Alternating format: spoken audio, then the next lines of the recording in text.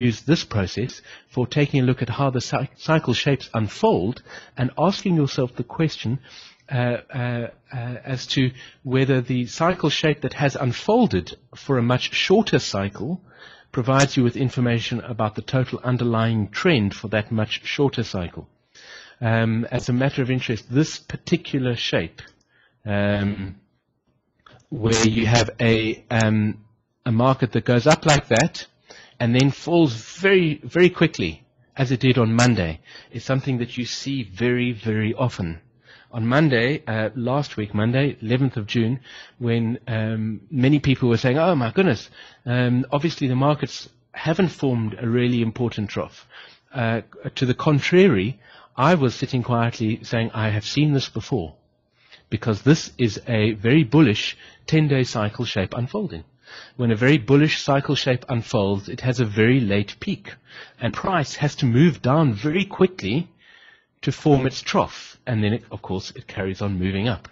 And so I see that happening all the time in the markets. If you have an intraday version of Sentient Trader, watch the same shape playing out on an intraday basis all the time when the longer cycle troughs come in.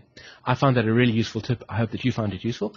Let me get to Nathan's question. From May the 14th to June the 18th, looks like an inverted head and shoulder. May we expect the price to go higher than now? Okay, well, first of all, I'm probably the wrong person to ask, Nathan, because I am not a great believer in head and shoulder patterns. I've got to be honest. I spent many years trading markets using all kinds of techniques, and I found most of them to be horribly disappointing. I've got to be absolutely honest. I found them really disappointing. So I'm not a big believer of head and shoulder patterns. So when people speak to me about head and shoulder patterns, I usually say, well, that's interesting, but I don't know whether it is really a genuine head and shoulder pattern. I think that very, very often, I found in my own personal trading, before I discovered Hurst cyclic principles, I sound like an evangelist. Perhaps I am a Hurst evangelist, but before I discovered Hurst cyclic principles, I lost a lot of money on head and shoulder patterns.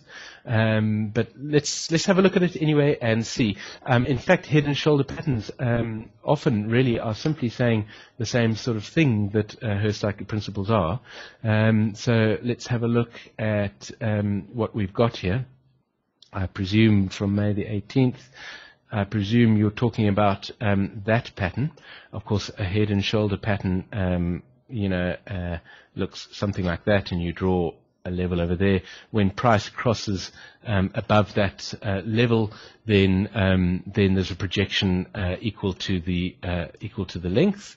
I'm all for combining other analytical methods with Hurst cyclic principles, of course. So let's just zoom in on that and get a better idea of the potential head and shoulder pattern that you're speaking about.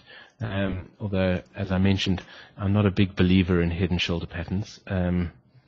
Too many of them lost me too much money.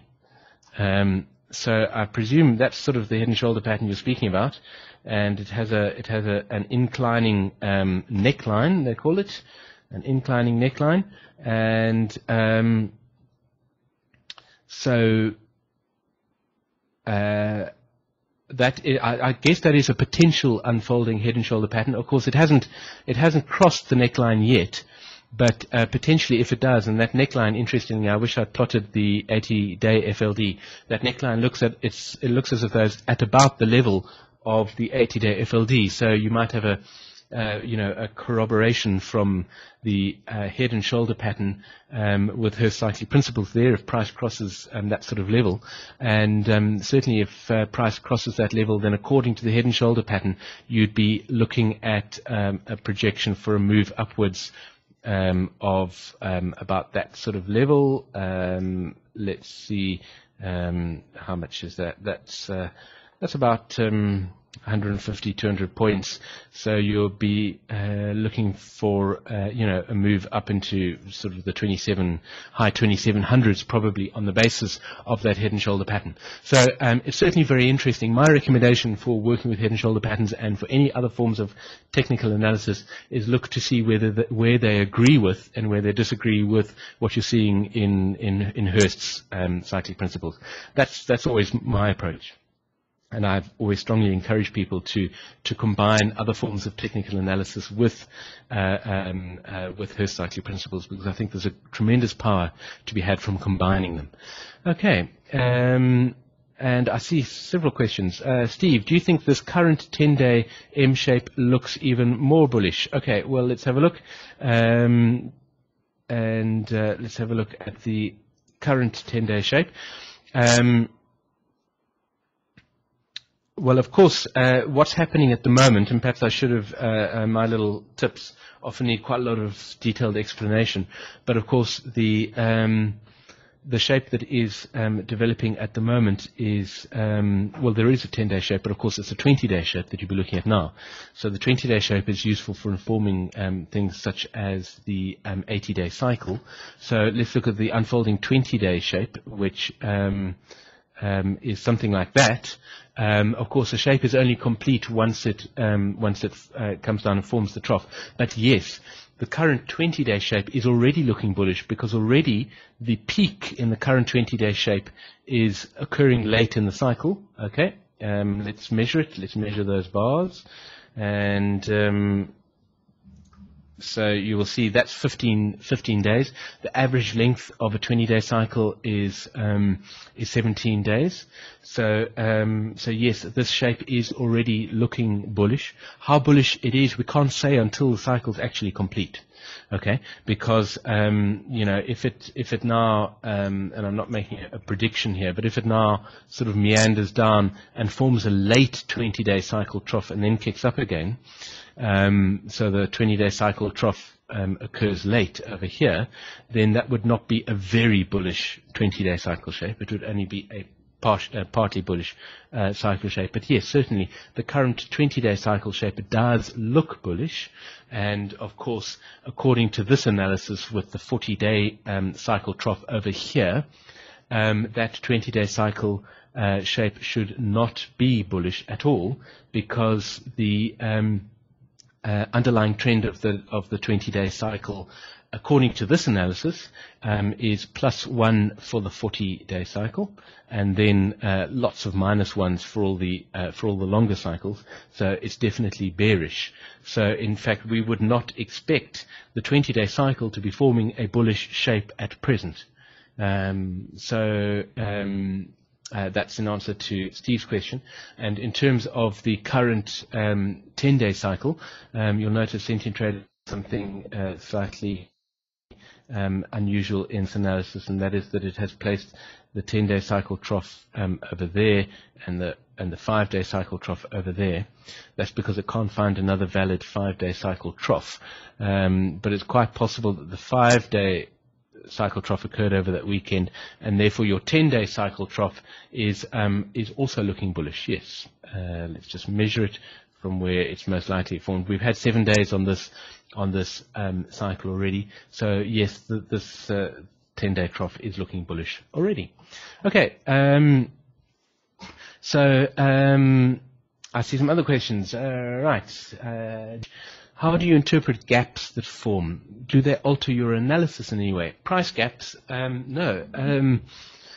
Price gaps don't alter the analysis in any way. Of course, all the conventional ways of using price gaps I find are very useful in terms of classical technical analysis. Of course, price gaps can be formed at island reversals and all that kind of thing. So by no means, when you're using Hurst cyclic principles, do you throw out classical technical analysis. Classical technical analysis, despite my rude comments about head and shoulder shapes, is very important and very useful. So everything you're used to doing when you consider gaps and price movements, you should still consider. Don't throw it out of your analysis toolbox, if you like. But how do gaps alter the analysis according to Hurst cyclic principles. They don't.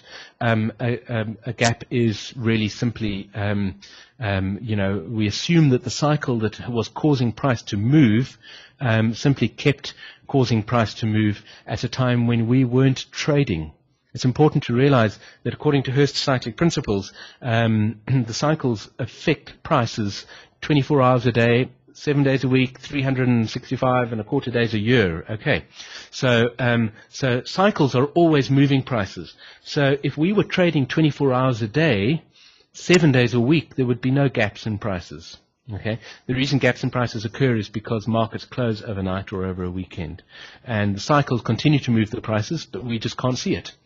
So as a matter of interest, how does Sentient Trader deal with that? I'll give you a little glimpse into behind the scenes. Sentient Trader. I think somewhere here I can plot the dummy values on bars where there was no trading. Okay, there we go. So if I plot those dummy values on the bars where there was no trading, you'll see that Sentient Trader actually fills in some trading information. Okay, I'm digressing though. It's time for me to end today's Trader Chat. Vito, these patterns can fail, and they do fail, so one should be very nimble with these things. Absolutely, patterns, all patterns can fail, including, of course, cycle shape patterns. Nothing is infallible. Markets are not perfect. If the markets were perfect, cycle shapes that I've been speaking about, that I always speak about, would never fail. Sometimes cycle shapes do fail as well because of fundamental interaction and so on. And Steve, it's really useful to think in terms of M shapes. Absolutely, Steve. That's why I keep going on about the M shapes of cycles. I find the shapes of cycles very important. Hurst cyclic principles and analyzing the markets according to Hurst cyclic principles is an extremely powerful process. And for me, in many ways, the true power for me as a trader came about when I realized the whole concept of cycle shapes, the M shape of cycles and all that kind of thing. That's when I really started benefiting from it. So that's why I bang on about it. So thank you very much, everybody. I see a point from Tom.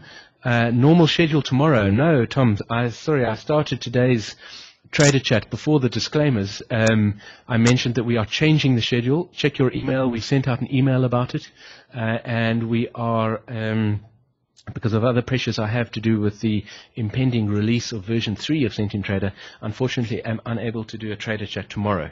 And we are going to be doing Trader Chats once a week over the near future. Watch your email for the times for those Trader Chats. Do I know, Mark asks, do I know when this Trader Chat will be posted? I'm glad you found it useful. Yes, the process is that we have to convert these NetViewer files into YouTube type files. We need to break them up and they get uploaded from our offices using an automated uploader which uses downtime in our office network connection. Now, our office network connection, you can imagine, because I personally have 7 computers that have streaming market data running on, so there's not a lot of downtime.